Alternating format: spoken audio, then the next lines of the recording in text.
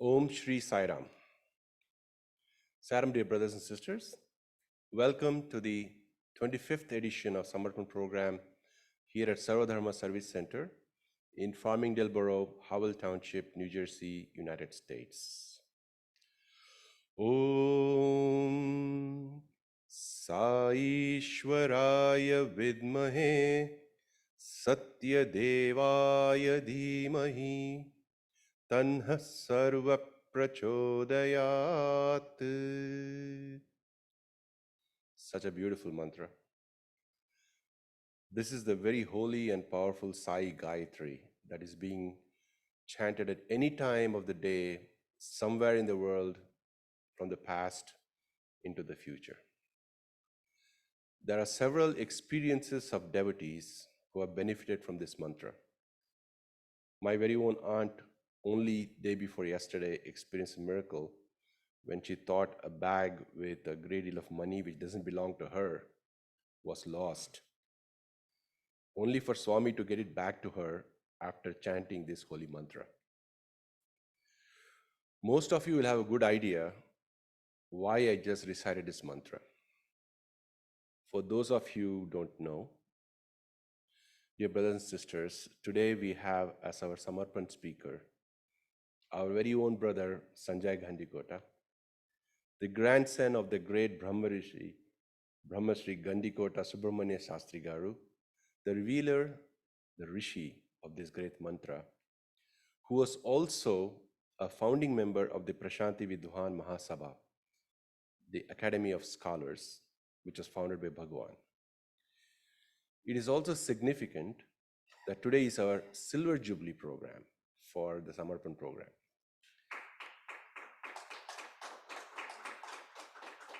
So that makes it extra special to have Brother Sanjay, who with the rest of the Ghandikota family have been with the Sarvadharma from its very inception.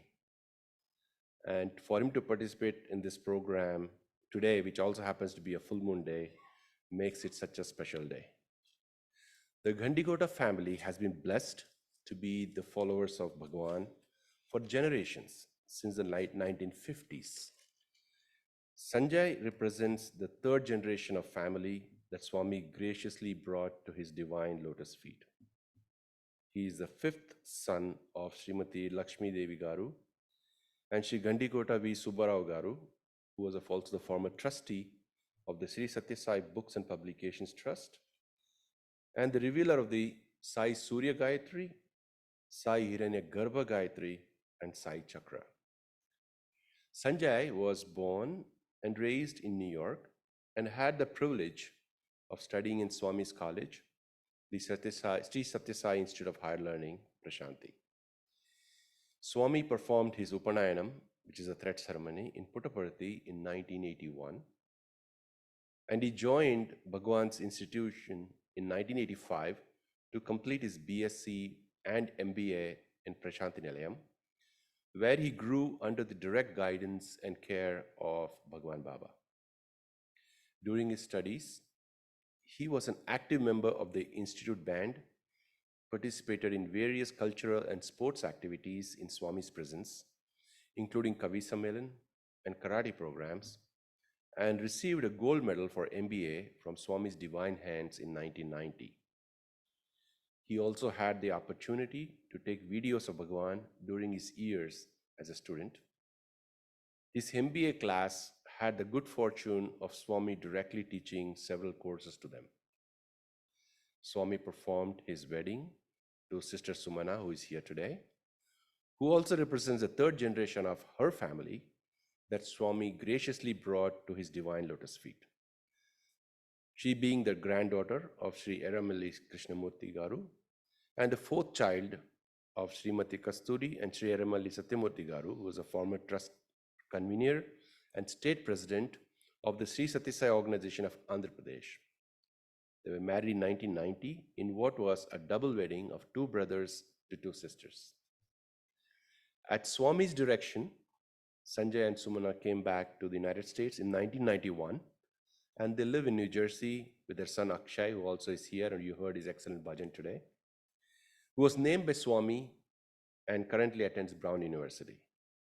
Sanjay is involved in Bal Vikas, was a regional Sai young adult advisor, and currently works in investment management. I could say a lot more about Sanjay and his relation with Sarvadharma, but I think we already had heard enough from me. So with this, I would like to invite Brother Sanjay to the podium and request him to share with us his experiences with Swami for the next 70 minutes or so. Welcome, Brother Sanjay. Sarah.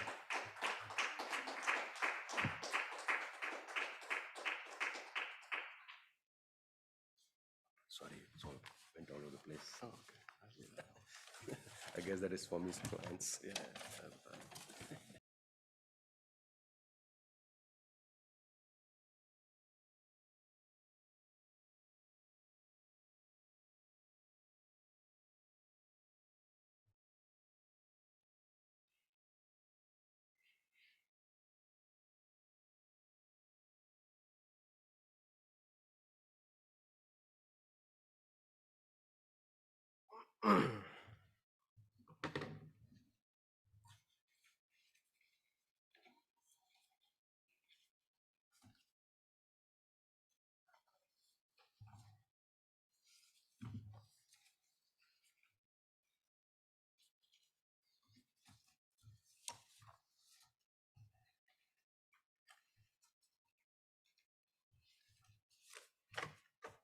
Sorry, just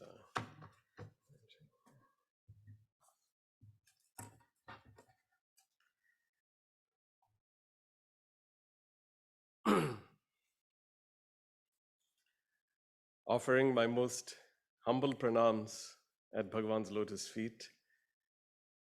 Respected elders and my dear brothers and sisters, Sai Ram to all of you. I just wanted to say that it's a real great pleasure and privilege. And at the very outset, I'd like to express my gratitude to Bhagwan and to all of you members, esteemed members of the Sarvadharma Service Center, for giving me the opportunity, the golden opportunity, to share a few experiences that I had at the lotus feet of Bhagavan. And for me, it's like a homecoming, a home away from home. Our home is, of course, Puttaparthi Prashanta Nilayam, but our home away from home is Sarvadharma Service Center. We can see how wonderful this is, reminiscent of the mandir, the bhajan hall in Prashanta Nilayam. We just feel and anytime I come here, I feel transported as if I'm over there. It is really one and the same in my mind. So thank you all so much for this wonderful opportunity. I just thought I would start with, I guess when Brother Sai mentioned to me to speak today, he said to kind of speak about the time when I was a student as well as some family experiences. So I split up the presentation that way. And so I'll start, just by saying that, it's there's not a day that goes by where I am not grateful to Bhagavan that he brought me into his divine fold. All my brothers are here, I'm sure they'll agree that this is it's such, the Yuga Avatar, we are all so blessed, all of us, to be contemporaries of the Yuga Avatar. Secondly, that he has brought all of us into his divine fold. And thirdly, that he has allowed us to recognize him as the Yuga Avatar so that we may benefit. So that is a real triple blessing that Bhagavan has bestowed on all of us. So I will start with, I don't know if you can see the presentation. Living with God is education.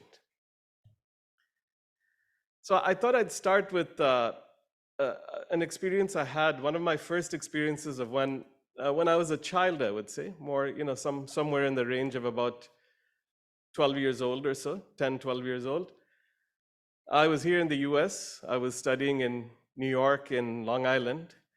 And I was, our family was vegetarian. We're all blessed to have our father and mother, bring us up in the most ideal way. And when I was a vegetarian in the public school there, I was probably the only one in those days that was a vegetarian. So I would always try to, I was a little bit embarrassed by it. So during lunch, I would kind of downplay it and wouldn't really talk about it much. And if someone brought it up, I'd kind of just try to change the topic and all that. So the next time I went to Puttaparthi, we all went, our whole family, all my brothers were there, my parents. And this may have been in, probably call it somewhere like 81 maybe, or maybe just before, 79-ish or so. I had gone there, Swami was talking to my parents, and usually, he would talk to my parents or, my elder brothers, but, I was a small child, so Swami, those wouldn't talk to me. Anything that was said to me was usually through my parents. How is Sanjay doing? What class is he studying? Tell him to do this. Like, there was no direct. Suddenly, but on that occasion, Swami suddenly turned to me and said, Sanjay, you lack self-confidence. And I was like, till then, I was kind of just looking calmly, and suddenly I was like, wait, what? Swami spoke to me. I was in shock. I didn't know what to do. I didn't even know how to react or respond, small child. That was my first, I would say, direct, conversation with Swami. And Swami said, you must, and he mentioned a number of different things, but he said, you must have self-confidence. And he intimated through his body language and his eyes that there's more to come. Little did I know that more to come was Swami, me joining the institute. So fast forward, I went back to school, and Swami said, he gave me the strength to have the self-confidence in school to say, yes, I am a vegetarian. I would never try. Swami would always tell us as students, don't try to wear your devotion on your sleeve. Don't try to show off. Don't be on a high horse. Just, you don't have to, bandy it about. But at the same time, you don't have to be inhibited. Our father would always use the word inhibited. Don't be inhibited. But at the same time, he would, Swami would say that it's okay that when you're doing something that is good or dharmic, there's no need to be embarrassed about it. So if people asked, are you a vegetarian? I said, yes, I'm a vegetarian. And they would ask why. And I suddenly realized that people were more, wasn't out of making fun or wanting to make fun of me. It was more out of curiosity. So that's what I learned. And from then, that really changed my whole demeanor in school, where I became more confident.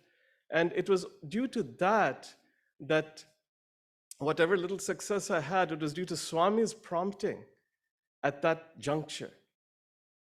So fast forward 1981, my brother Ravi Shankar, who's here, we all went on home leave, and Swami, he didn't, I'm going to speak for him here, but he didn't have a clue. I hope that's okay, Ravi. But he didn't know that this was going to happen. But right after my Upanayinam, Swami said, Ravi Shankar can join the institute, but Sanjay, let him wait till he finishes high school because he's still small. So 1985 came around, and this was the picture, the start of the journey. But what I realized at that time, that whole concept of self-confidence, it took on new dimensions when I was a student. Swami would always fill his students with confidence to reach new heights in all their endeavors, whether it's music, studies, or spirituality, essentially making the latent patent, as Swami would say. But Swami wasn't just teaching us the self-confidence at the outward physical level, but also at the spiritual level. And that's where Swami meant by, in his language, there's more to come. Swami would gently nudge us students from the lowercase s in self-confidence to the capital S by defining self-confidence as the unwavering love for the divinity within, the higher self, capital S self. To have firm and resolute confidence and conviction that we are all intrinsically divine, and connecting back to our thoughts, thinking all the time that God is in me, I am God. And there's more to come on this, but this was the gist of how, as a student, I suddenly found myself. Next slide, the quote I think all of you have read, so I'll just fast forward through it. Um, so this is the platform where Swami gave as a student, where he would speak to all the students day in, day out, giving wonderful, wonderful advice, spiritual guidance, the love of a mother. Just two quick experiences I'll give here. When I first joined, I would always kind of, um, kind of try to sit with my brother, Ravi Shankar. And, he was my elder brother, so it would be more like he'd try to run away from me, but I'd just keep following him. And, as a younger brother does, I'll follow all my brothers. I'll just keep tagging. Even when I was young, I would tag along with them. And I'm not sure if they really appreciated that, but but I'm sure they did. But at the same time, I would sit next to him. And one time when I was sitting, he kind of said, well, you should, so we were sitting, on one day we were sitting separately for whatever reason, it worked out that way. And Swami said, call your brother. So then I went and I was looking for my brother, and he said, no. Then Swami said, see, all our brothers. What a wonderful example Swami gave on my first week in the school, that this is the way we have to conduct ourselves, that all of us are brothers and sisters. This is how that oneness that Swami immediately was his first instruction to me.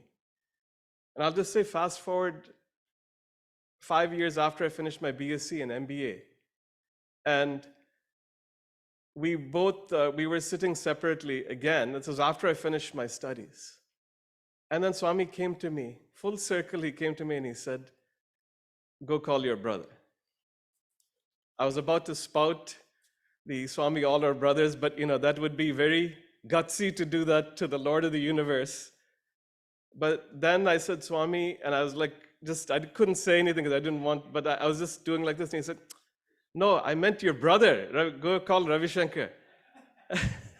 So there I fumbled and messed it up again, but what that taught me there is that after I was a student, from brahmachari stage, I had reached the grahastha stage because I was married at that time. And in the grahastha stage, those familial family relationships come back. As a brahmachari, as a student, you have to concentrate on studies. That's all you concentrate on. You stay in a hostel, away from parents, do your duty. When you get back in the grahastha stage, different. And that's how Swami transitioned me back to that family type of thing. One more thing I'll say is that Swami had once called, the other wonderful thing about Swami, because this whole concept of brotherhood and sisterhood. Swami had called us once, about 10 of us, to say, oh, there's a lot of heavy lifting to be done in Purnachandra Auditorium. So he called 10 of us. We go there. There was nothing to do there. Swami actually called us and he said, you all sit down. I'll talk to you. You don't do the heavy lifting. So we'll worry about that later, Swami said. And he started giving us, small treats to eat and things like that. Then in that context, he pulled out an envelope and he started giving, in that there was, some money, some rupees, and he gave 100 rupee notes. I don't know if they still exist, but in those days they were 100 rupee notes. He gave a 100 rupee note to each of the students there, 9 of us, or there were about 10 or 12 of us, but to all of us. But for one boy, he turned around and gave the whole envelope. So we were wondering, Swami looked at us and said, I'm sure you're wondering what the meaning of this is. And he said, yes, Swami. And he said, see, that boy, he's a scholarship student. And that poor boy, he didn't have money, the family didn't have money. It's free education in Puttaparthi, free residence in the hostel, free education in the college. It's all 100% free. But there are always incidentals like soap, toothpaste, maybe a book or two or notebooks or this or that. This was for the incidentals for him. So he was a scholarship boy, so Swami would immediately take care of that. But he said, why did I give all of you this 100 rupees? He said, because if I just give it to him, he'll feel bad. I gave all of you. Now all of you are scholarship students. In that one single act of love, he equalized everybody. I can't think of greater love of Swami than that. What a fantastic lesson in that lesson, where he said, all of us are equalized. That's why we all wear white. That's why all of us. Swami says, this is the reason is you're all brothers and sisters. You must treat each other that way. Next slide.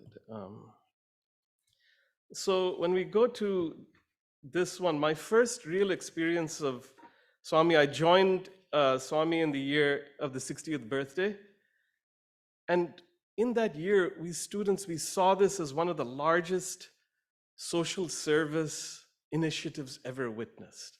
There was literally a million people, if I may say that. I think there were 1 million people who came into Puttaparthi at the 60th birthday time. Massive scale Narayan Sevas and all sorts of other things. And Swami allowed me to take video and allowed my brother Ravi to take pictures.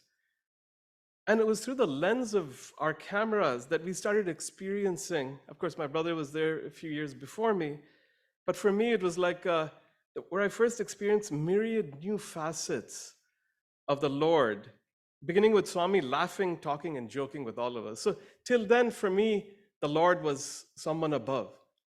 Swami, our father and grandfather always said, Swami is Sarvadevata Swarupa, Sakshat Parabrahma. This is the first time I was seeing him talking to all of us. So when we go to the next slide, observing Swami is an education. And the first thing he told us students, and all, especially our newbies like me, is that, do you even know the meaning of Narayan Seva? What is Narayana Seva? So he said, you're doing service to all the Narayanas here, all the God. They all represent God here. Don't look at them as indigent or underprivileged or all of that other things. They are Narayanas that you're having an opportunity to serve. Keep that in mind when you do service. And Swami would say, Manava Seva is Madhava Seva. Service to man is service to God, as they say. And Swami would tell us, the poor, they live a life of surrender. They pray for their next meal and leave everything to God. Their entire life is challenging, but they always think of Swami. And we saw that in Swami's actions. All the love that he showered on all these people who were there. And Swami would always tell us students, the devotion of the affluent pales in comparison. They incur a small loss and they blame God. Oh, why did God do this to me? Why did he do this? These people we saw didn't even have a next meal. And by coming to Puttaparthi, they had to forego that day's wage to actually come here. But what do they say? Swami will take care. Swami will provide. God will provide. Just like they say in the Bible, manna from heaven. That's exactly what it is. That is the ultimate devotion. So when we think about serving these Narayanas, Swami should always have that concept of Ishvara Sarvabhutanam. The Supreme Lord dwells in the hearts of all living beings. Isha Vasyam Idam Sarvam. The whole universe is enclosed or enveloped in God. And he also dwells or resides in the entire universe. So with Swami, this was also what we found is this was a daily, day in, day out occurrence. And Swami, in these pictures, he is actually, he served the food directly. He was bending down, giving each person the food. The other thing he did is, as soon as we went in and, my brother and I, we followed with the cameras into the kitchen. Swami went straight into the kitchens. And he said, put more sugar, put more ghee in the sweet rice, make the hot rice, the pulihara tasty, make the chakra pongal sweet with ghee and everything. And we were amazed at how Swami was so loving that. Then, the kitchens were 120 degrees. On a 100-degree day, they were 120. Swami went straight in there and was serving all these people. I mean, we were drenched in sweat just carrying our cameras and doing. Swami, at the end of this 3-hour Narayan Seva, fresh as a rose, as if nothing ever. See, that is divinity. But, so Swami would always say, know the target. Know your, he said this later in MBA. This is MBA verbiage that Swami himself used. He said, you should know your target audience, your target market. When you do service, see these people, when we noticed in the Narayan Sevas, and this is later when I was doing MBA, that they need much higher caloric intake. So that's why Swami said, that's when we realized, that's why he said, put the sugar, put the ghee. So, we have to look at who we're serving, what we're doing. And the other thing Swami would always say about Narayan Seva is this whole concept of, okay, when I go home, I'll eat the 10 rupee rice. Well, I'm sure rice is not 10 rupees anymore, but Swami gave the example. He said, don't eat 10 rupee rice at home and serve 1 rupee rice there. Try to equal it out. Obviously, you should always serve what you want to eat yourself. That is the golden rule, as they say in the Bible, is do unto others as you would have others do unto you. So that is very, very important. And the takeaway from all of this, for me as a student in the 60th birthday, was the personal attention that Swami gives each and every person. Now, he could have asked so many other people to go and serve, but he did it himself. He is the Lord of the universe, Sarva Devata Swarupa, but he is doing it himself. That sense of caring, loving, and empathy. But at the human level, Swami gave that personal attention, even though he is the Yuga Avatar. And it's always been a great lesson for me, then whatever I do, to do the same in my daily life. So in my MBA, he had kind of reinforced this with one of these, Swami is a wonderful teacher. In the sense that if you listen to even his discourses, Swami always starts with a small shloka or song because it immediately draws us in. And Swami is the poet of poets. He is the singer of singers. He is the everything of everything. But it always starts, if you look at his discourses, even you look at analytically like a teacher, he starts with a song or a shloka. He speaks about high philosophical matters. He breaks it down for us into very simple concepts and then reinforces those concepts with real life examples. And a lot of times he will materialize something to show us, just as we do when we go to school as a teacher. I'm sure there are many Balvikas teachers here. That is what we do with the student. That is essentially how Swami, look at how wonderful Swami is as a teacher. And here, Swami was talking about service. And he said compassion and service were Janaka's life breaths. Janaka had a big heart and big hands. So Swami said, when you say big hands, he said, yeah, he figuratively had big hands. He was very generous, but Swami said literally he had big hands. And so he waved his hand. And this was a way for us to always remember these lessons. He waved his hand, materialized that ring. And what a wonderful, it was brilliant, effulgent. All of us were very happy to see it. The ring, so you can see the size of that diamond. But the finger part of it was very big. 3 of my fingers or 4 could go into that ring. And Swami said, see, he literally had big hands. And it was a wonderful way of, and then he spoke about the life of Janaka. He said, we should always have the hands of Janaka, the service, the head of Shankara, which is Adi Shankaracharya, and the heart of Buddha. That is, and these are, why did Swami choose these particular examples? Because a lot of times us, as MBA students and all that, we would wonder, well, it's possible for God, but is it possible for humans? So Swami answered that question, how? By giving examples of 3 divine personalities, but who were born on this earth, who were human in all ways, shape, and form, but were, of course, were in touch with their divine, were divine, as we all are divine, but they have realized. But that is why he gave these examples. And he said that this service doesn't mean running into the forest. What Swami meant by this, Swami would always talk about hands in society, head in the forest, meaning have that detachment. But at the same time, serve. Don't just run away into the forest and not serve anybody. That only helps oneself, but not necessarily others. Be supremely detached within, extremely active outside. And Swami would also, use one of the shlokas that Swami would always would mention to students is, of course, you all know this, is na karmana na prajaya dhane na tyage naike amritatvama nashuhu, which is not by action, not by progeny, not by wealth, but by sacrifice alone can humanity attain immortality. So it emphasizes the idea that true liberation and immortality cannot be achieved through material possessions, wealth, or external achievements or human endeavor.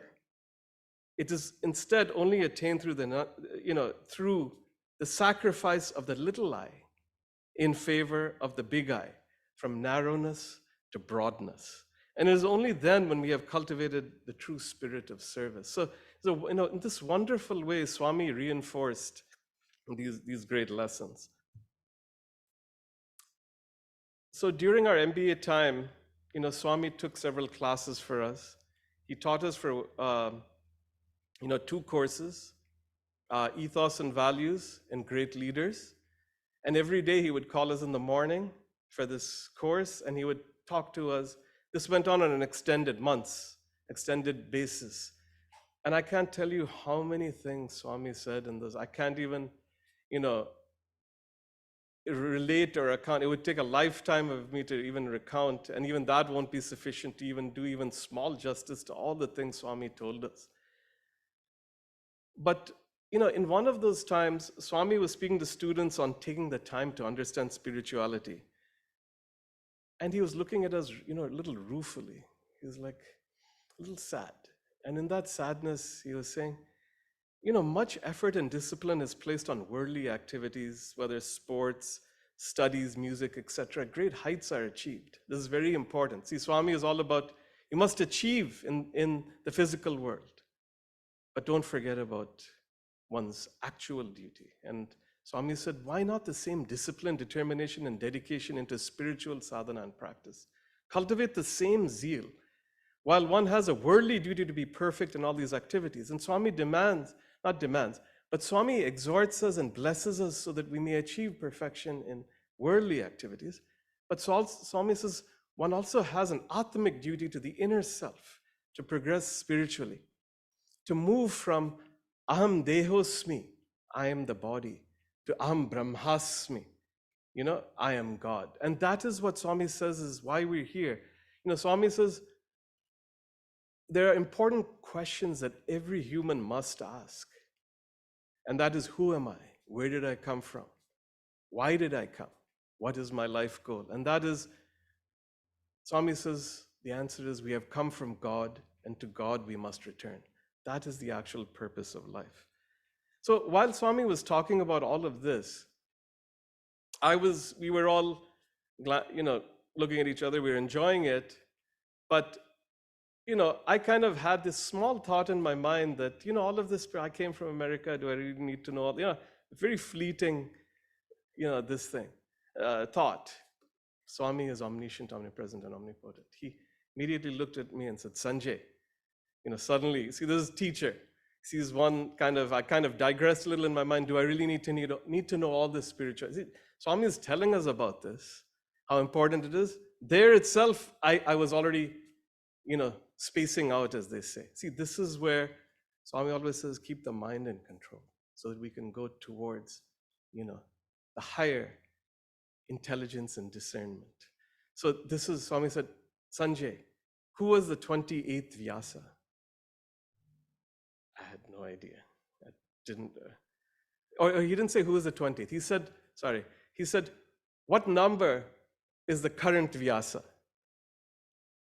I had no idea. I didn't know how to answer. So what do we do in situations? I have a sheepish grin and say, sorry, Swami, Shavin Sandi, forgive me, I don't know. Why did Swami choose that question to ask me?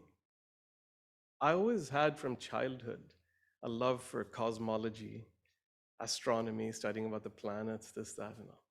So Swami said, Sanjay, we are in the 28th Vyasa, and his name is Krishna Dvaipayana Vyasa. We're in the 28th Mahayuga. And a Mahayuga is of the cycle, and the Mahayuga is, I think, 4.3 million years, somewhere that magnitude. He said, we are currently in the 7th Manvantara of 14, which is ruled by Vaivasvata Manu. And there are total, each Manvantara lasts for 300 odd million years. I don't, the numbers, and repeats 71 Yuga cycles. And there are a total of 14 Manvantaras in a Kalpa, or a day of Brahma. And a Kalpa is, multitude billions of years. And a day of Brahma is 1,000 Mahayuga. So we're talking about time scale. When you think about Kali Yuga itself, the age that we're in is 432,000 years. And then we go back, we have Kruta, Treta, Dwapara, Kali Yuga. Each yuga before that is double the amount in years. So when we talk about this time scale, you're talking about tremendous, tremendous amounts of years. So when Swami said that 50 years of Brahma are supposed to have elapsed, and we are now in the Shveta Varaha Kalpa or the first day of Brahma's 51st year. And this is why, we often hear the priests when they chant in these pujas, they'll say, Shveta Varaha Kalpe, Vaivasvata Manvantare, Kali Yuge. So we know exactly who are the Manus and which are the names of the Manvantaras and what's going on.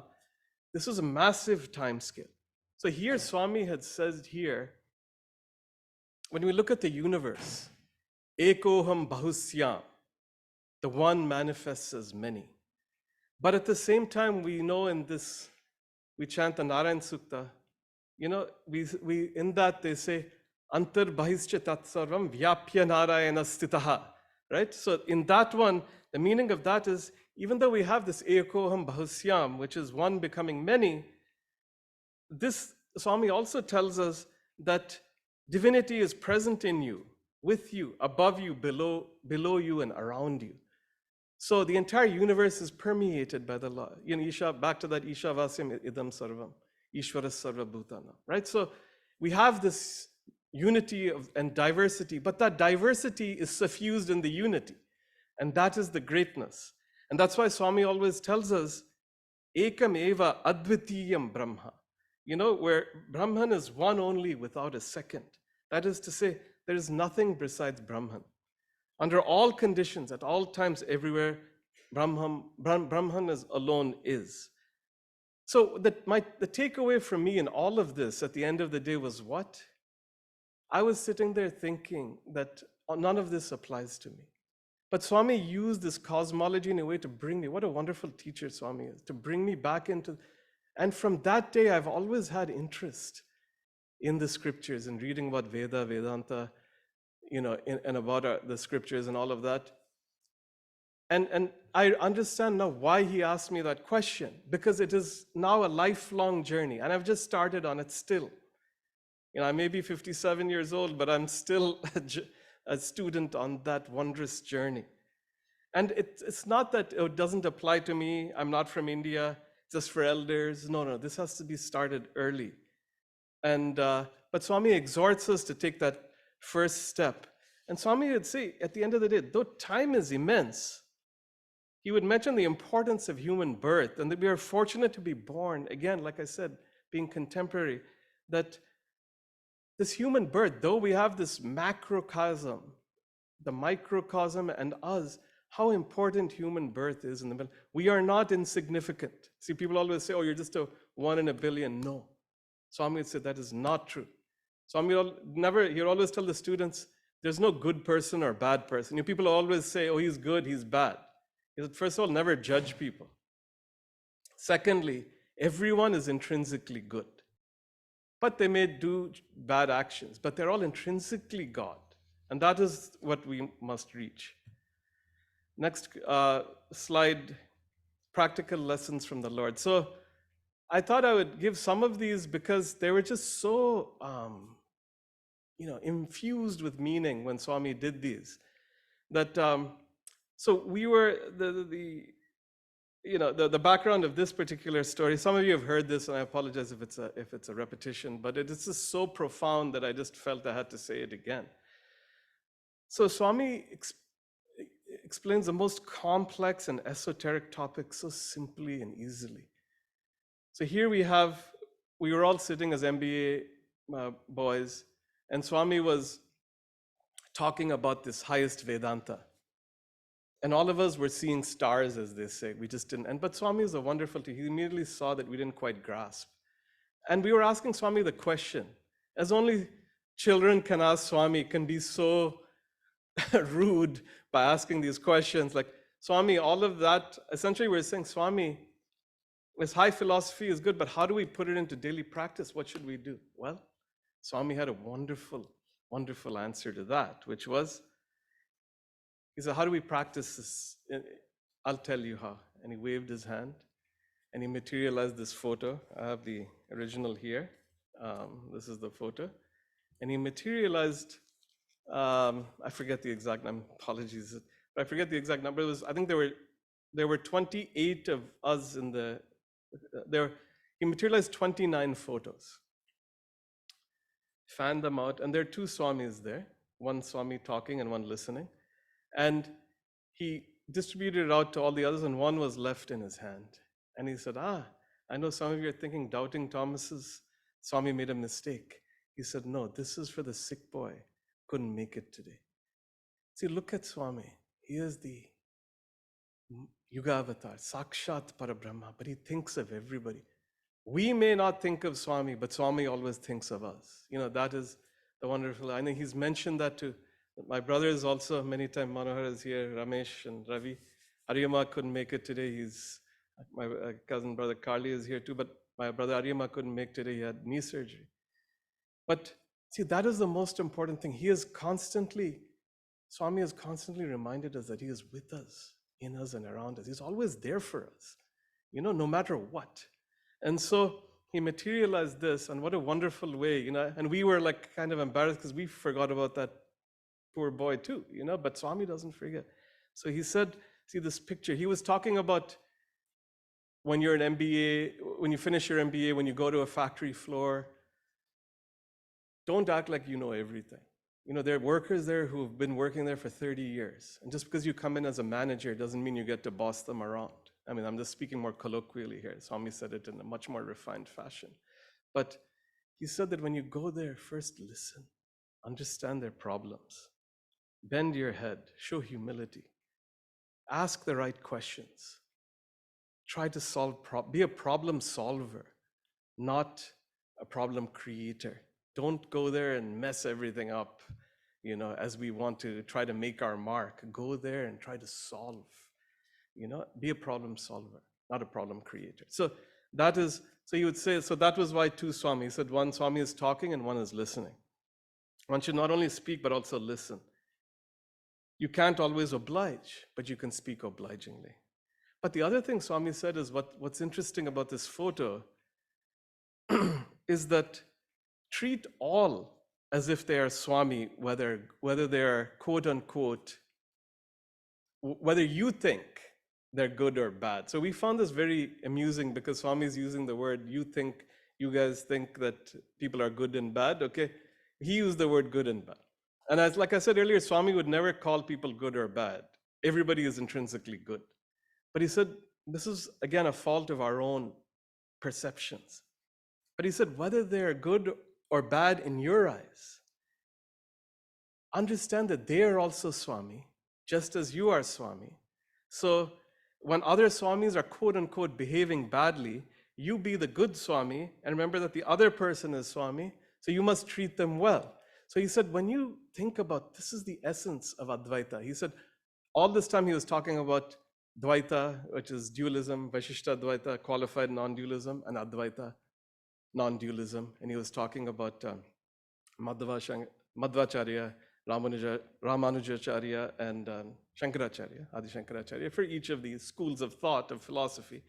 But now he made it very practical for us to understand, which was, this is the essence of Advaita and practice. Treat all as if they are Swami.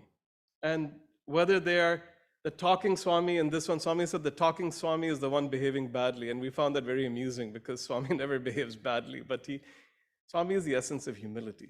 But he said, the one who is listening is the Swami that is behaving well. You be that Swami. He said, but you understand that the other Swami is also Swami. Other person is also Swami. So that is the essence of Advaita. Very, very profound. Something very profound told very simply. But then we told Swami, but how do we do this? And he said, this is where the Dvaitic concept also comes in, which is, so he said, when you go on vacations, the easiest way, Swami said, is think that I am sitting next to you. Think Swami is sitting next to you, is next to you.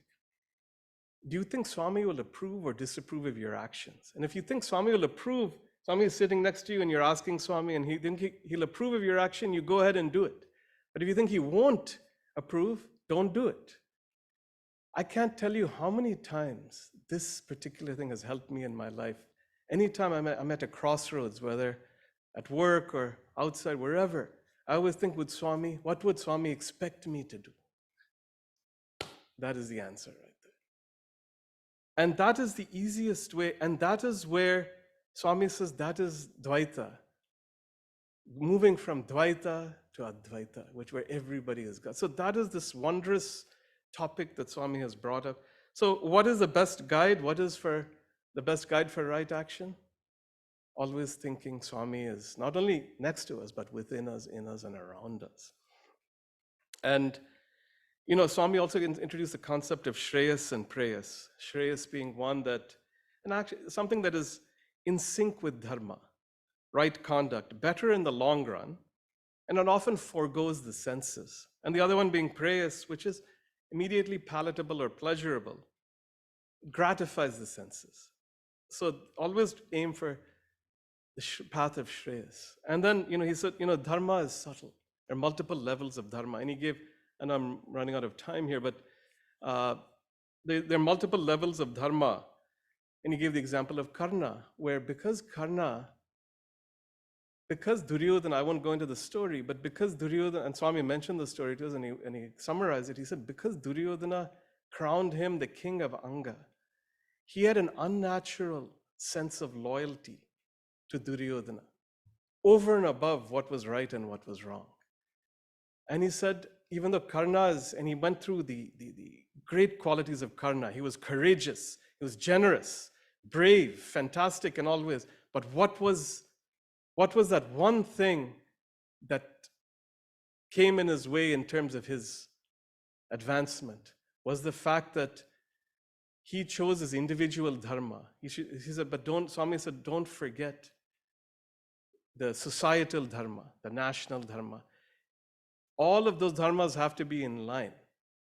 And so his individual dharma, yes, maybe that individual loyalty, but he forgot about that he was fighting on the wrong side.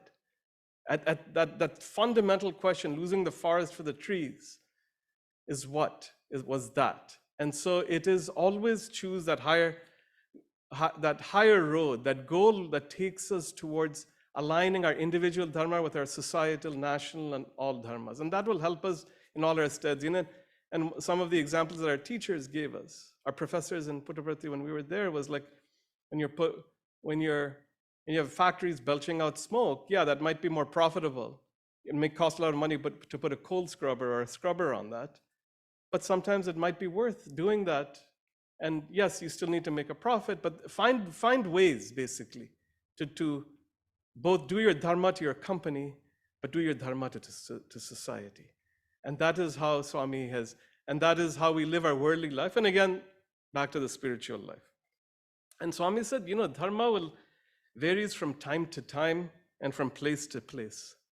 Samayam and sandarbham, right? So, you may have a different duty when you're a brahmachari or you're grahastha, vanaprastha, sannyasa. You'll have different, duties and dharmas to do, but understand what they are and understand what needs to be done.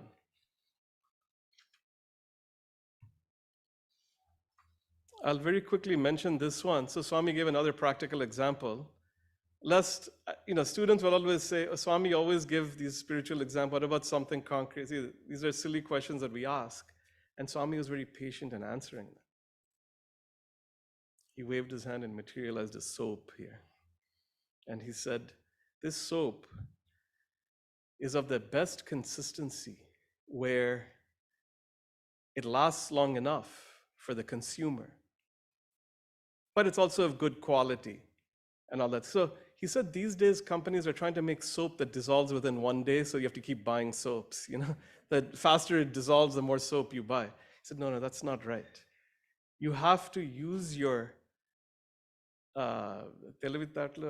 have to use your smarts for good things, not for unjust things. And he gave the example also of like toothpaste. He said when you design a toothpaste tube, the diameter of the hole should be just right to put the right amount of application of the toothpaste, not more and not less, not too less where it's inconvenient, and not more that the entire tube comes out with one application and they have to go and buy. So like that, he gave us very practical examples.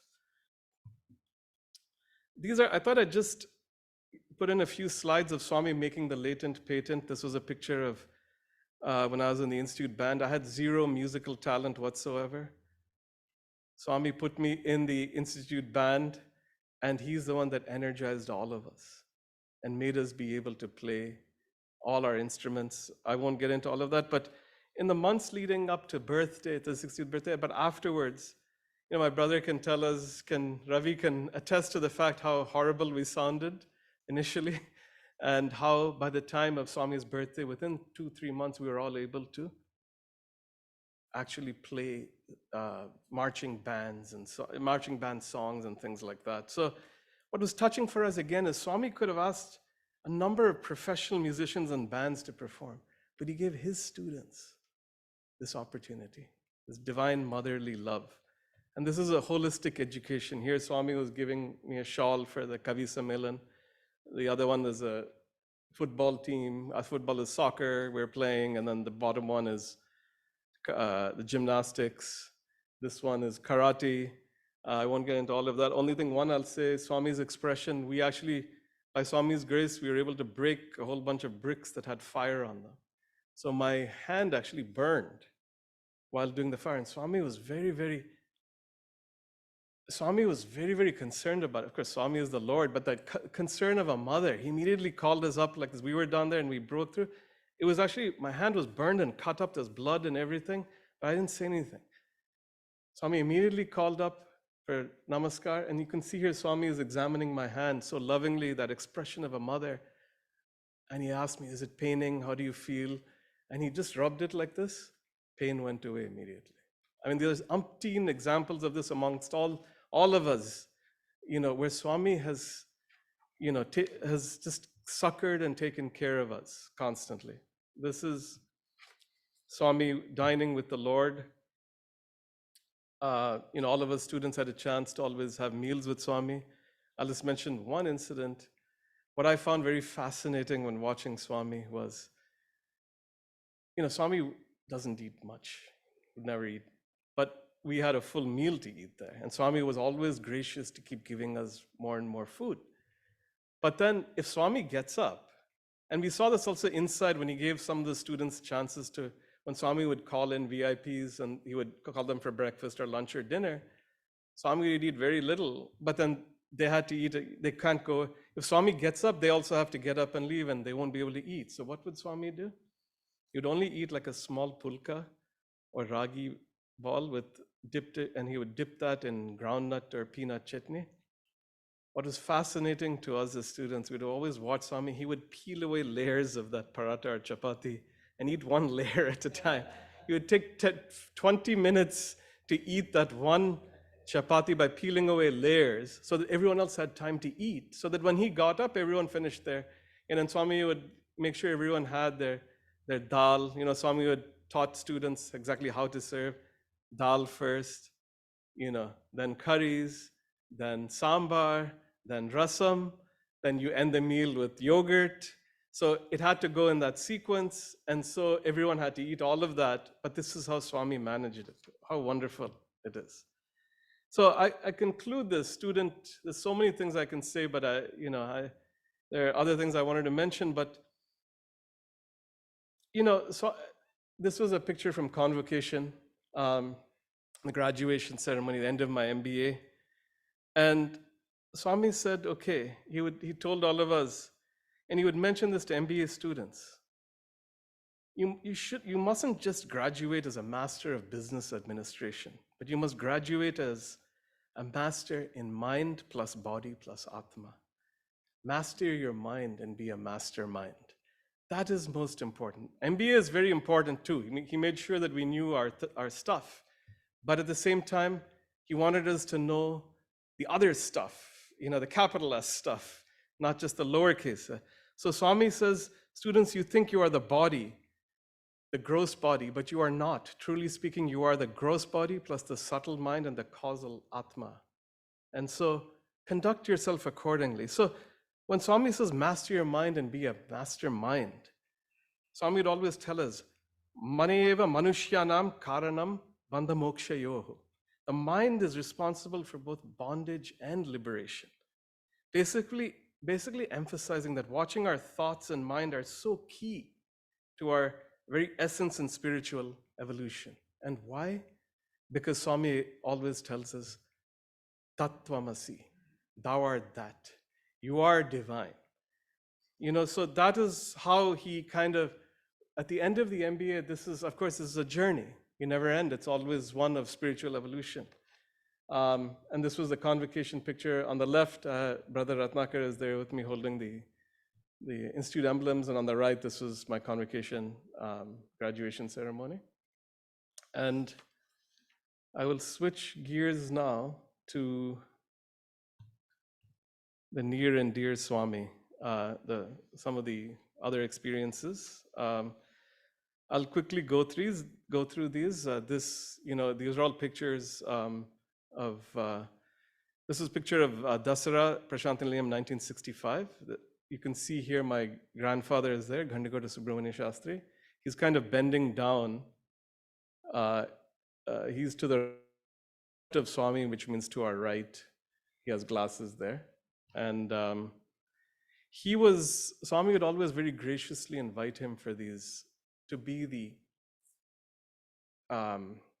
one who would conduct this Dasara. Swami would, of course, conduct, but he was the one who was mainly in charge of making sure that it went according to the way it should be, of course, with Swami's instruction. So these Dasara Yajnas, my grandfather attended. This is a picture of the Prashanti Vidwan Mahasabha, which is a gathering of Vedic scholars.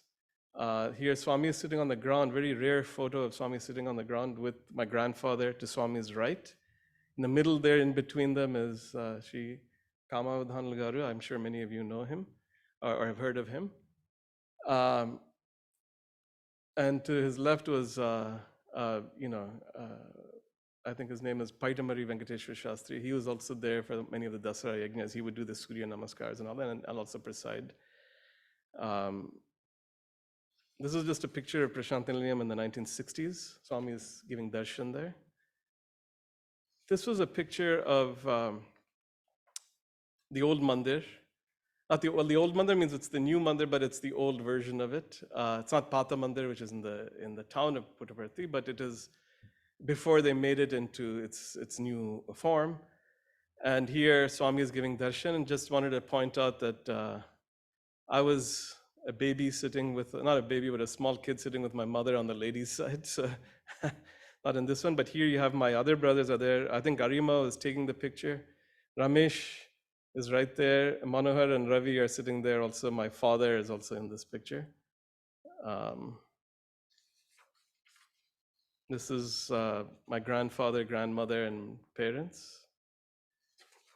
This is a picture of grandfather, Ghandikota Subramanya Shastri Garu. So the Sai Gayatri.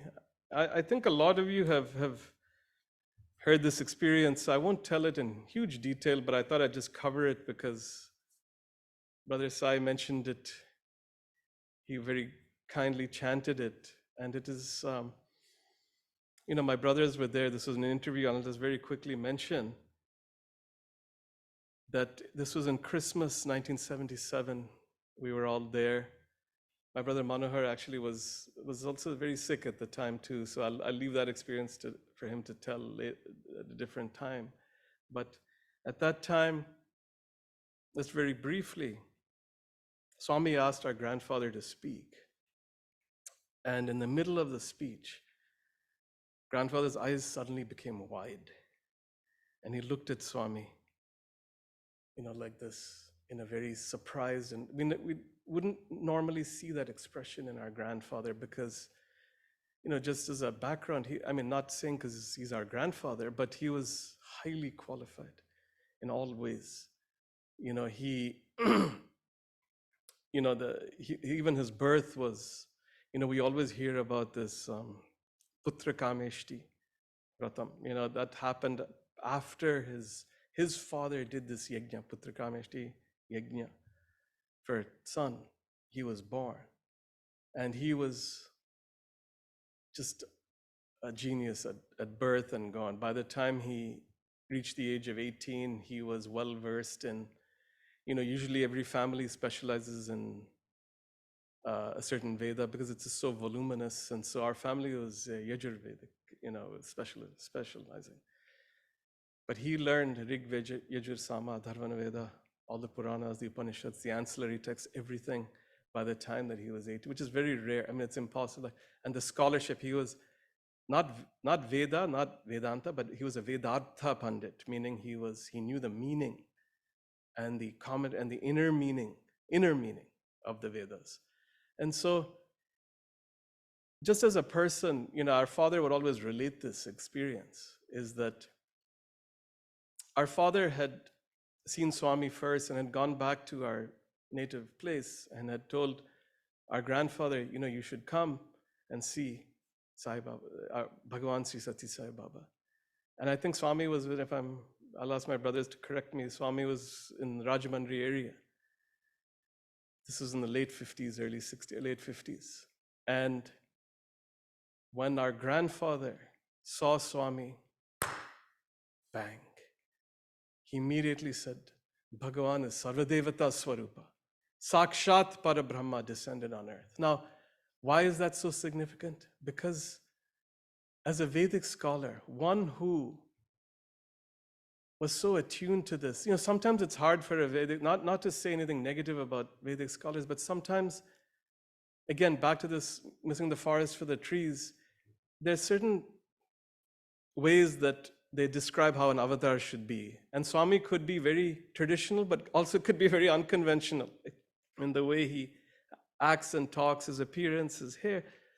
So sometimes it could be hard, right? It's to immediately, but he was like the moment, see, that is how the Lord, and it was a wonderful, and my father would always relate this experience to us. But similar to that, that's from what we've heard. This one I actually witnessed at the time of this revelation in 1977. I was 10 years old, small kid, but it was very, very, it was so significant that I remember it vividly. And Swami mentioned this, and he said, Subramanya, in the middle of his speech, our grandfather stopped and said, Subramanya Shastri Chip. And that was the time, it came as a spontaneous flash. For every mantra, there's a receptacle to receive such a mantra, and that receptacle must be qualified and must be pure, qualified in every way. Of course, our grandfather was a great poet, of course, well-versed, but also one must be, a pure and holy receptacle to be able to receive that. And the qualifications are immeasurable. So Swami later on said, because you fit all of those characteristics, that is why it was revealed to you. And that is why you will be the Rishi for this Gayatri Mantra. So very, our grandfather was like nothing more needed in life after that. So this was just very quickly on that revelation. Wonderful. We were all there, and it's all of us that were touched by it. Sai Suri Gayatri was revealed to our esteemed father, Ghandikota V. Subbarao. And I know I just want to speed through some of these. And then the Sai Hiranyagarbha Gayatri was also revealed to our esteemed father. So you have these three Gayatris, and our father would go to Swami and talk about these three Gayatris, and he'd mention the three Gayatris, and Swami said, no, it's Sayatri. So Swami coined that word Sayatri for these three Gayatris. And our father also, Swami revealed the Sai Chakra to our father, and this is the Sai Chakra. So, without getting too detailed, just our father would always mention to us, that each Gayatri consists of three parts. I'll just go back to the Sai Gayatri. It says, containing 8 holy Vedic letters, totaling 24 letters, signifying the 24 cosmic life principles. And the first line denotes adoration, the second, meditation, and the third connotes prayer. So we see that here. And what our father would always mention, and I used to keep asking him these questions, or why, why should we chant? When should we chant? And my father mentioned to me once when I was asking him, he was saying that, when we're fresh from deep sleep, the Shishupti stage is the best time to chant Sai Gayatri. When our causal body is linked with the cosmic life principles of Sai Ishvara, the waking state, Jagrat, which is at its maximum midday, is appropriate time for Sai Surya Gayatri. And the right time for chanting the Sai Hiranyagarbha Gayatri is in the evening, before we slip off into the dream state, Swapna, Taijasa. So that is what our father had mentioned to us. I'll just quickly go through. And there's a picture of our parents. I thought I'd shift a little to my in-laws,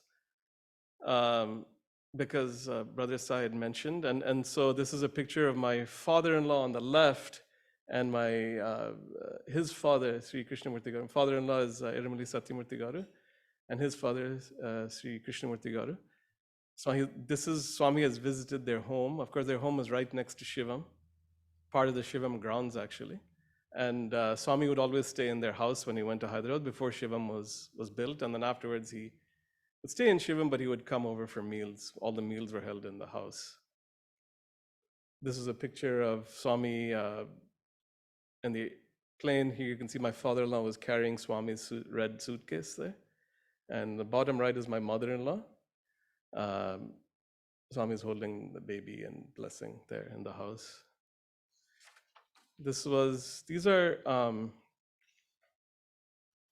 a picture of, as Brother Sai very kindly mentioned, our wedding, Ravi Shankar Ahaladani and my brother.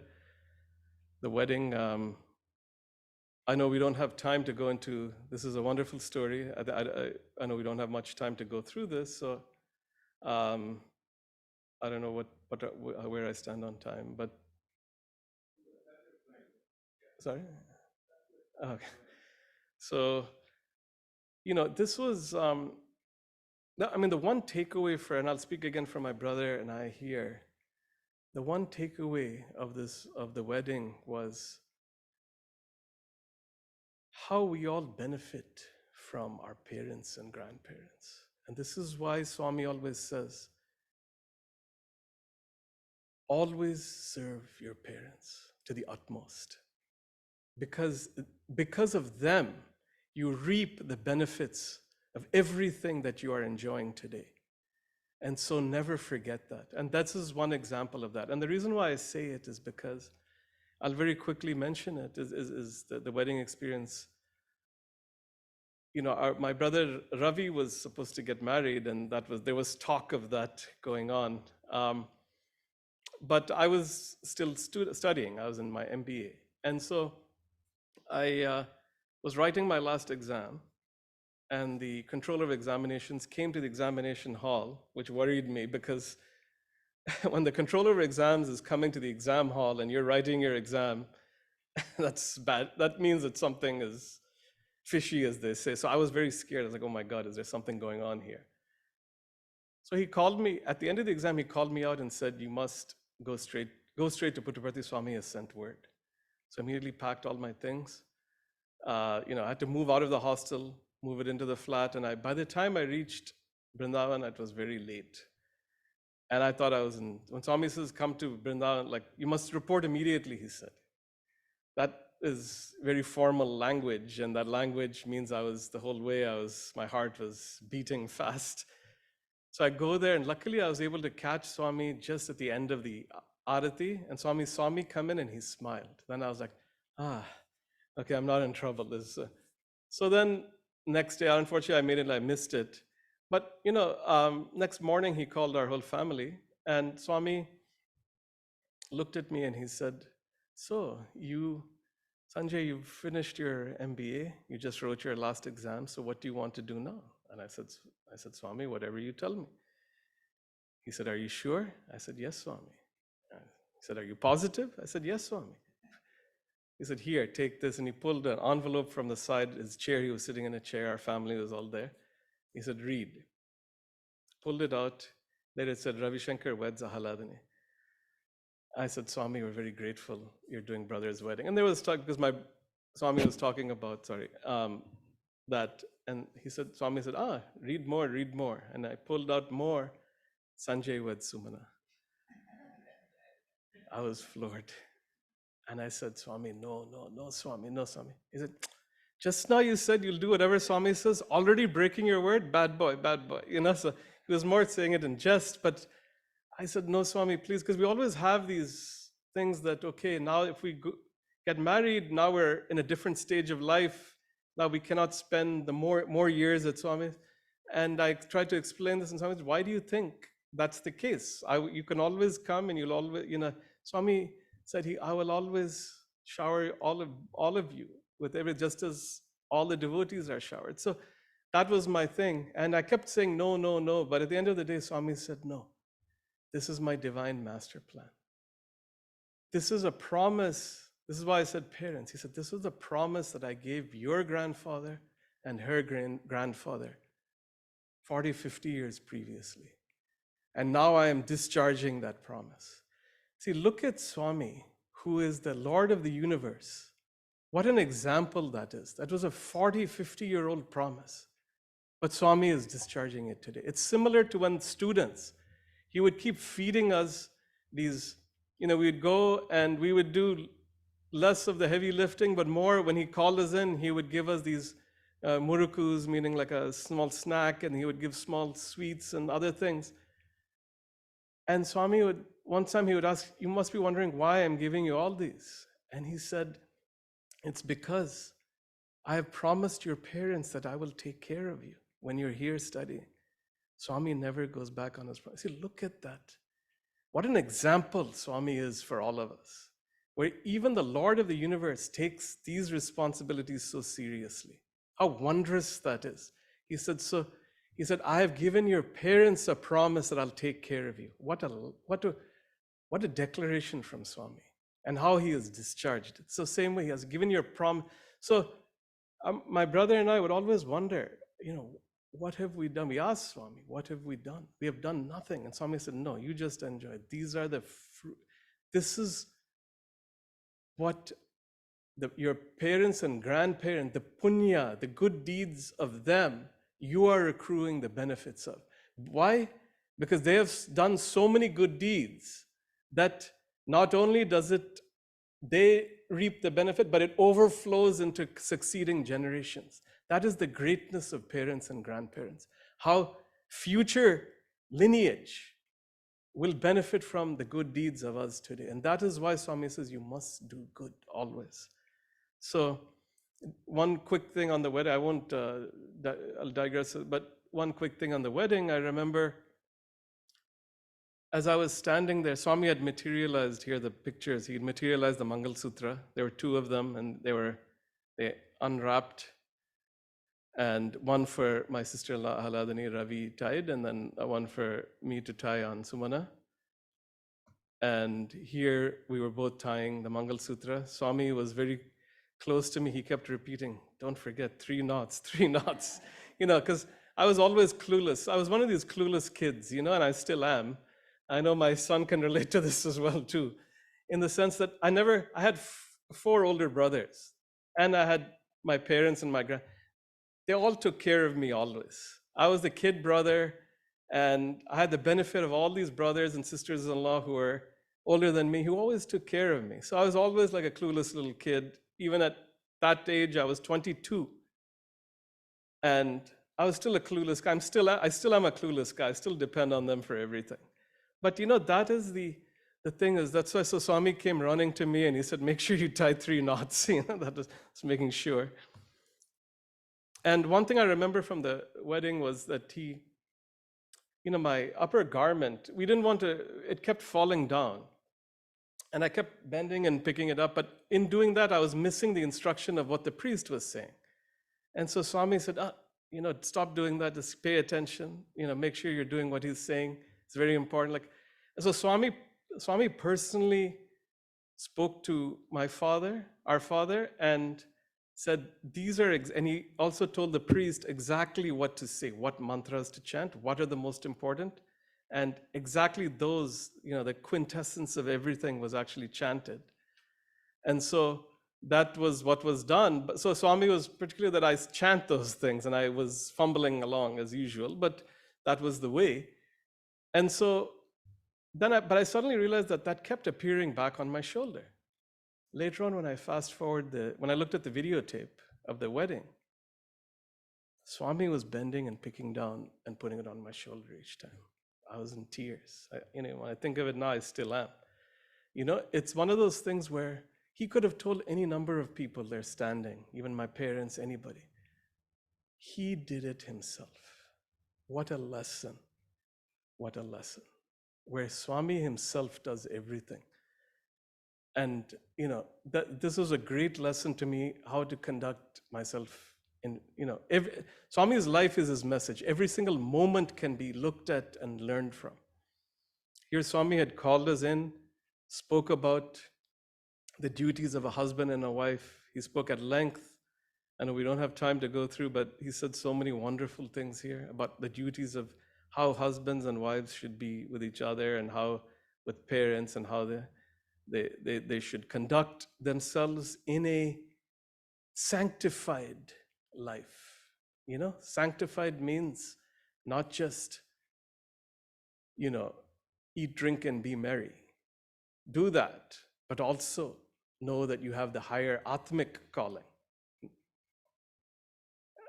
These are again pictures of the wedding. Swami, my brother and sister-in-law on top, below.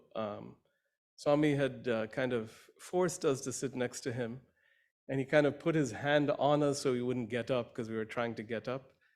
He said, no, this is again, he said, for the benefit of your parents and grandparents. This is why I'm doing this.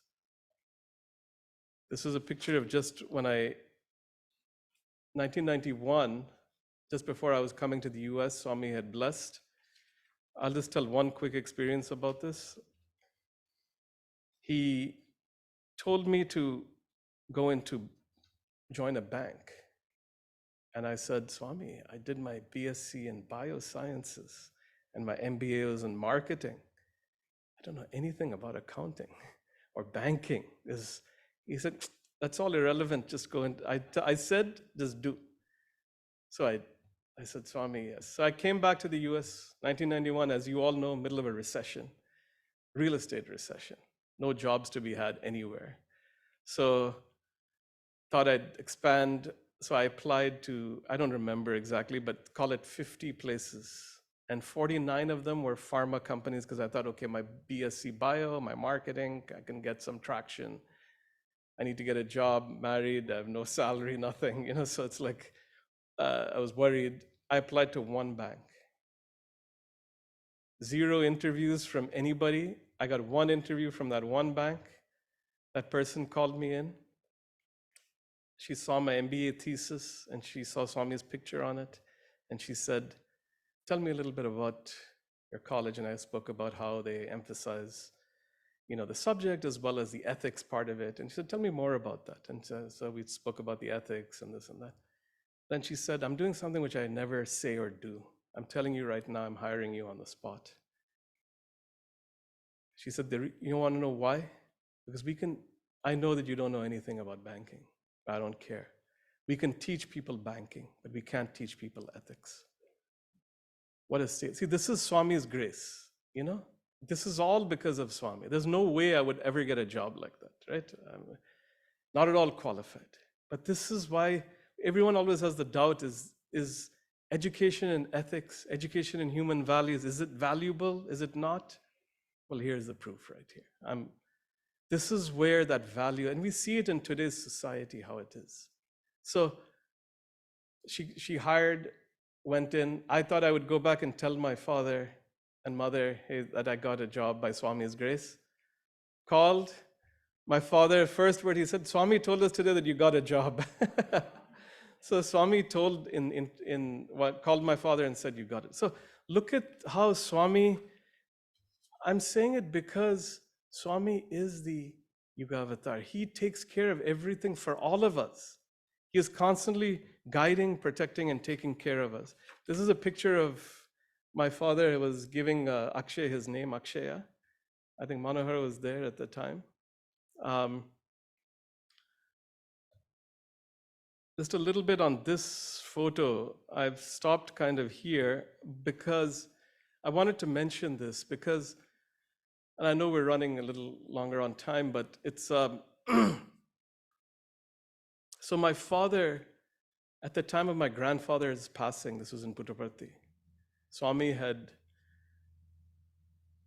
told my father 6 months before, like this was in 85 when I joined, 6 months before in December, like for 30 years, my father would ask Swami, can I move back to India and move to Puttaparthi? Swami said no. He said no repeatedly every year for 30 years. At one time in December of 1984, when we went for, Swami called us for an interview, and look at how Swami phrased it. He said, I was sitting in that interview, Ravi was there as well. He said, Subbarao, in my opinion, I think you should move back now. See, look at Swami. He never tells us what to do because Swami, but it is in our interest to do what Swami tells us, not to ask questions. Ours is not to reason why. Ours is just to do, not die. I know that famous saying because Swami would always say, you shouldn't, students would always say when they came, they'd get in the gist of the thing and said, Swami, I'll give my life for you. I'll give you, you get emotional. Swami said, don't give your life for me. You live for me. Be good, see good, do good. Be an instrument of divinity. Do seva, do service. That is what's important. So anyway, he told my father to come. The day our father landed, he went to our hometown. I was joined in Puttaparthi. Ravi was there in Puttaparthi. My father went. The day he landed, our grandfather fell down, broke his hip, was bedridden for a week in a coma. The end of that 1 week, our grandfather woke up suddenly and said, my father told his father, you've been in a coma for a week. He said, no, I've just been talking to Swami for the last 1 hour. Wondrous. Anyway, they came to Puttaparthi. Our father served Swami. So our father served his father, my grandfather, for 1 year, 1986 Dasara time. Our grandfather was in the hospital, was hospitalized. Swami actually said he would come home. He would come to his home, not home. He said he'd come to his home.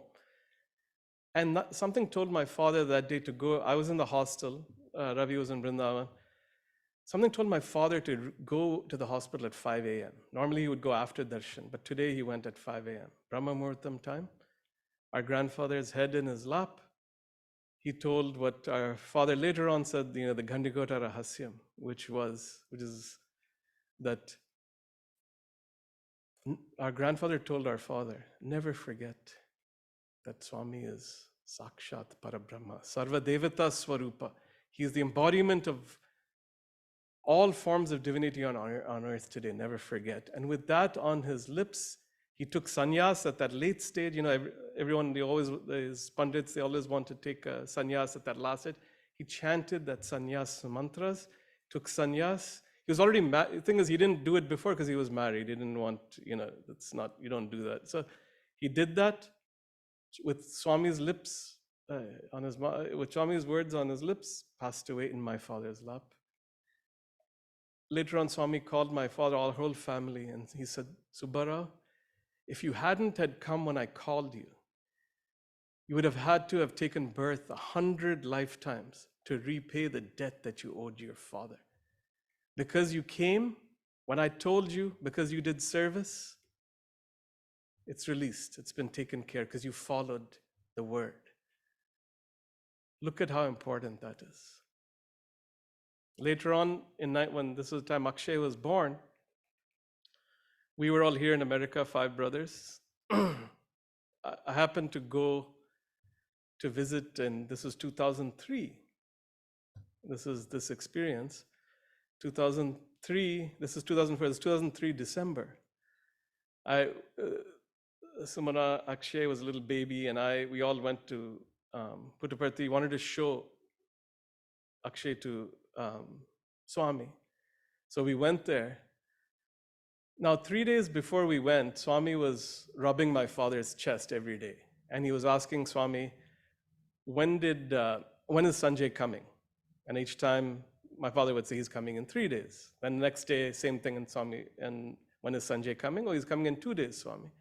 So 3 days, Swami rubbed my father's chest. The day we landed, unfortunately, I delayed in Bangalore a little bit. By the time I ended up in Prashanti, it was already after bhajan. I missed the darshan, unfortunately. I saw Swami's darshan just very briefly, but didn't have that sparshan and sambhashan which we so desperately crave. And so I went there, came home, and our father was playing with Akshay. And he played for about 2-3 hours. Evening, we all went to bed, 3 in the morning, 4 in the morning. My father suddenly had chest pains. So we bundled him into a car. My mother was sitting in the Matador van we put him in. My mother was sitting on the ground of that, on the floor of that Matador van, because her knees were so bad she couldn't. I was holding my father, and I saw that my father, he looked at me, he looked at my mother, then he looked up and he said, Saishwaraya vidmahe, Satyadevaya dhimahi, tannas sarvaf prachodayat. That's it. Put his head on my shoulder. I was devastated. I didn't know I didn't know what to make of it. I didn't know what to do. We went to the hospital, and the doctor said, he was a new doctor. You know, the young doctors are always the one that do the midnight. This was 3-4 in the morning, Brahma Muhurtam time, same as my grandfather. He said, listen, your father has passed away. I couldn't tell my mother. There's no way I didn't have the courage to tell her that. So I went and I told the doctor, he said, we have to move him. I said, sir, please, just keep him here. Let me go and mention this to Swami. He was not a Sai devotee, so he said, why do you need to do that? He didn't know about, not that there's anything wrong, he just wasn't aware of how we do it there. So he said, you know, what does that have to do with anything? And I said, no, please, sir, just leave him here. Immediately went, this was like 5-6 in the morning, went straight to the mandir, knocked on the door. I mentioned to the person there at the door, I couldn't say that my father had passed away because I was afraid that I would preclude a miracle by my foolish words. But you know, Swami's will is Swami's will, right? So I said, and because I legitimately thought that Swami may, you know, so I was like, my father is very ill, I said. He said, okay, wait here. Then he went up, he informed Swami, and Swami said, he came back down and said, Swami has asked you to come up and talk to him. So I ran upstairs, fell at Swami's feet, I was in tears, just came from America, a new baby, you know, had no idea what to do. And as it is, you know, so it was one of those things where I just was crying at his feet. Usually that type of crying I don't usually do, but I just couldn't hold back. I did. He lifted me up and he said, did your father play with Akshay? I said, yes, Swami. He said, did he tell you that I rubbed his chest for 3 days? I kept him alive for 3 days so that he can see his grandson. Did your father? I said, yes, Swami. And he said, your father was a good man who led a good life and who achieved a good end. Now, what is the significance of the word good? Swami would always tell the students, I don't care if you're great, I just want you to be good. Swami would always say, Ravana was great, but he was not good. Rama was good, and he achieved greatness. So that is a very significant word. He said, your father was a good man. And he said, later on, he called all of us, my brothers were there, my mother, and he said, you know, he told my mother this, but he also told me this inside. He told me, to me, he said, would you have that your father would be bedridden? No, that will not happen to my Subbara. And you can see he left at the top. He was fine. He gave a speech just before he was in the EHV building. He was at the tip top of his health, but that's when Swami took him. You know, that was where Swami does. But we don't know what would happen the next day, right? If he was bedridden and this, And he told my mother and my brothers this, and my mother was distraught. And he said, would you had it that Subara would be bedridden? He said, no, no, that's not going to happen to my Subara. He served his father and discharged his duty. That is why I have bestowed on him this end. So when we look back at this, look at the blessings that Swami has given in the sense that he takes care of us from birth. It's a big miracle of my birth. I was born in the 7th month. I was 3 pounds. My mother saw Swami in the operating room when I was born. That's a big story. I won't get into that. But from birth to our lives, all of us, and even at the end, Swami is there to make sure that I'm not mentioning this because this is something that happened to our family. This happens to many families. Swami constantly takes care of everybody all around us. This is not a unique experience. As students, even my brother can attest, we've heard this many, many times, where Swami has intervened at times, at the time when people need it the most. And sometimes when they feel they need it the most, may not be the time where Swami thinks it's. In this example, Swami said this was better for him, because why? Swami looks at our Jivatma and our Paramatma, and the Paramatma and the merger. That is what is important. My mother was unconsolable at the end of this. She said, Swami, I never asked you, and it was true. As our brothers can attest, she never asked for anything when he was, never asked for anything. She never even wrote a letter to Swami. Anytime she needed something, Swami would come straight to her and say, Amy, what is the issue? But here she asked Swami, only this one time she asked. At that time she said, Swami, I've always prayed for Sumangali. Why was this not bestowed? And he said, he gave a very interesting thing. He said, 2 twigs, and two twigs, when they reach the confluence of a river, will come in contact with each other. But as they reach the sea, they will again separate out. So he said, what's important here is that he not suffer because he needs to be rewarded for what he has done, right? That is the implication. I didn't quite say it that way, but that was the implication. And that we are all on this journey. And so he does what's best for each of our individual souls. Soul is a very not best way to describe Atma. Atma is much more than that, but for just the translation points of view. But he does what's best for each and every person, individually and together and societally. So in this case, but Swami said, no, but I have the ability. He didn't say I have, but he said, no, I bestow on you the title of Nitya Sumangali. So just as Swami has bestowed the title Rishi on my grandfather, he bestowed the title of Sumangali, Nitya Sumangali, on my mother. And that is a title that only he can bestow as the Lord of the universe. So she achieved that. He said, now you have achieved. See, this was what Swami has done. And when she passed away, now my father passed away. They were having 5 boys in the US. If not even one was there at that last time, it would be, see how Swami took care of that. When Swami was, my mother passed away, again, Swami gave an opportunity to the 5 of us to do seva to her, and for my 5 sisters-in-law, and gave the same opportunity there also.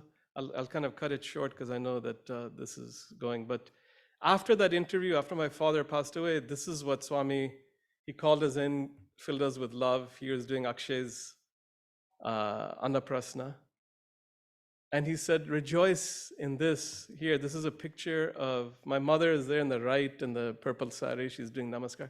He filled her with love and joy. After that question, after Swami answered it and he blessed her on the head, he said, don't grieve anymore. And this is what he said, now you must live to experience more joys. And this was one of her joys. Here you have my whole family there. Swami was holding Akshay, my mother. Just one quick thing I'll say about Akshay's birth is that Swami had once called us to Brindavan, the 3 of my wife and me and Akshay. And my mother was very sick. But Swami was also, at that time, he had actually broken his arm and he was in the wheelchair. So he wasn't coming out for darshan, but he sent word, tell Sanjay to come at 3 o'clock to my bungalow. So we went there at 3, Trai Brindavan. It was just the three of us. And everyone was asking us there, why are you here? Swami's not going to come out. And, but, Professor, Dr. Padmanabhan happened to be walking by, wonderful gentleman, always a great devotee, very well read.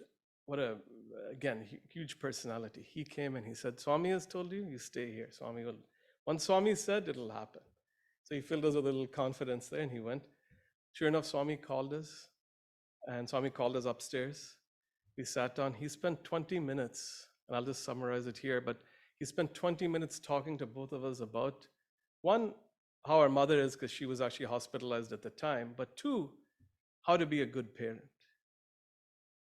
And so in a gist, he said, we're all intrinsically divine. Again, he was talking about that, but, he was saying that, children are the divine prasadam of God. They've been placed into your hands unsullied. Parents must take this responsibility seriously and be a role model. But he also said, don't worry, I'm always with you to make sure that you are. See, this is where Swami always has our backside for everything. He's always with us. But he said, provide a suitable environment. Start training early. And, how Swami was a wonderful, my brothers were there for this incident. When my son was crying, both of us didn't know how to handle. So what did, I tried to discipline him, but how do you discipline a toddler when they're crying, right? So Swami said, hey, you're a new father, you don't know. So he said here, and he pressed a bell, the call bell in his room. And anytime he pressed the bell, our son would stop crying. And see, look at how ideal parent Swami is. So, and every time the call bell rang, someone came from there in case Swami needed something. He'd say, no, I'm just playing with the boy. So look at how wonderful mother, father, guru, God, parent, teacher, in all ways Swami is. But so that is what exhorts us to also to be an ideal parent. And he said so many different things. I won't get into that. But as we were leaving that room in Trai Vrindavan, Swami said, you take my elevator. I said, Swami, that's your elevator. How can I take? He said, no, I'm telling you, you don't know, you're a new parent. He said, she's carrying the baby, she's wearing a sari. She can't see the steps ahead of her. So the sari may get caught and they may tumble down. See, look at that foresight of Swami. He thinks of every small thing. What a great example of how Swami thinks of everything. So we went down in the elevator. So that was, here's a picture of my mother. Here's a picture of the 5 of us brothers with Swami, last photo with Swami in 2010. And so I'll kind of close with that and just leave everyone with the takeaway that Swami is incarnated on this earth in human form. As they say, Daivam Manusharupena.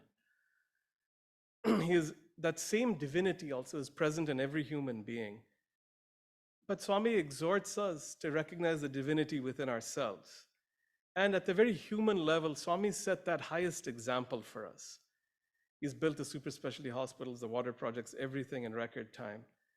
So that is, when I think about this journey with Swami, and I'm still only in this, I always think about how wonderful Swami is. I'll kind of end on that note that Bhagavan is Sakshat Parabrahma, and I'm very grateful to Swami for everything that he always does for all of us. Jai Sai Ram.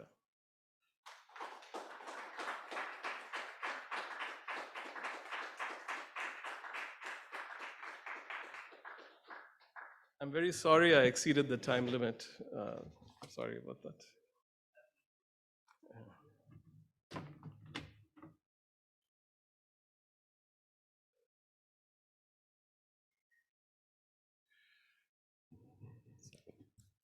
I think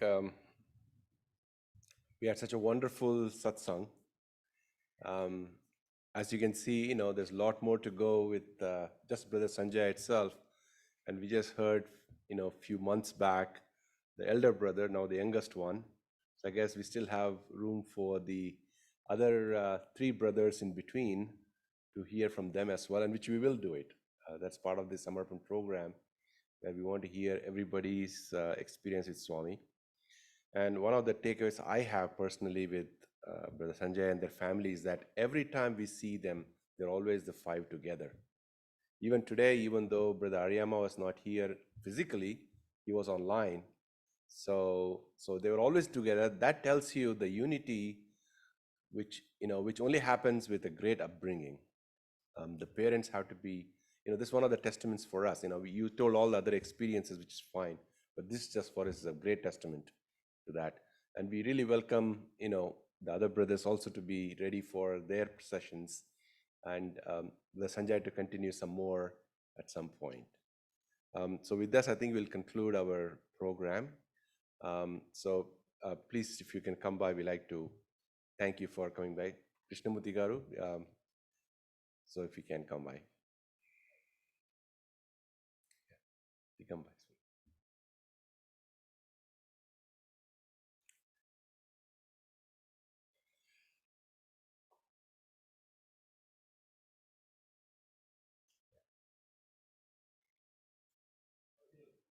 Yeah, come to the.